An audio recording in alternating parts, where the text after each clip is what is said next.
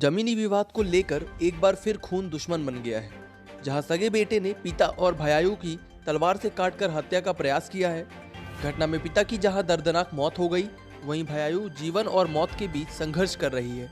घटना चौराटा थाना क्षेत्र के टिकिया गांव की बताई जाती है।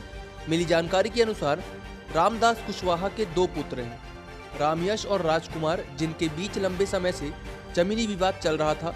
दोनों भाइयों का विवाद थाना भी पहुंचा था, लेकिन पुलिस ने समय पर कार्यवाही नहीं की, जिसके चलते जमीन में लगे एक बबूल की डाल को लेकर हुए विवाद में सगे बेटे ने पिता और भाइयों के ऊपर तलवार से हमला कर दिया, जिसमें पिता रामदास कुशवाहा उम्र 65 वर्ष की मौके पर मौत हो गई, जबकि बीच बचाव करने पहुंची राजकुमार की पत्नी रामवती गंभीर रूप से घायल हो गई। घटना की जानकारी लगते ही क्षेत्र में अफरा तफरी का माहौल निर्मित हो गया।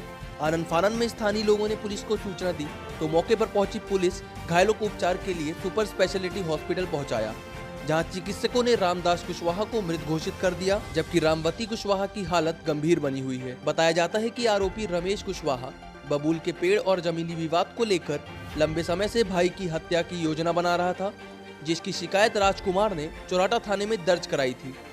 शुक्रवार की शाम विवाद इतना बढ़ा कि रामयश भाइयों पर तलवार से हमला कर दिया, जिसे देखकर पिता बीच बचाव करने पहुंचा तो पिता को तलवार से काटकर हत्या कर दिया। हालांकि घटना के बाद आरोपी भागने का प्रयास किया, लेकिन मौके पर पहुंची पुलिस ने घेराबंदी कर आरोपी को हिरासत में ले लिया, जिससे हत्या में प्रयोग की गई तलवार बरामद कर ली गई है।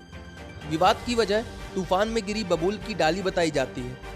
बताया जाता है कि विवादित जमीन में बबूल का पेड़ लगा था, जो शुक्रवार को तेज तूफानों में एक डाल टूटकर नीचे गिर गई, जिसे रामजस काटकर अपने घर में रख रहा था।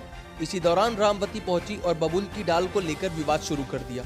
बातचीत इतनी बढ़ी कि रामवती घर के अंदर पहुंची और डाली लेकर निकल आई, जिसे देखते ही रामयश का खून खौल उठा और वह घर के अंदर रखी तलवार लेकर पहुंचा और भाइयों के ऊपर हमला कर दिया।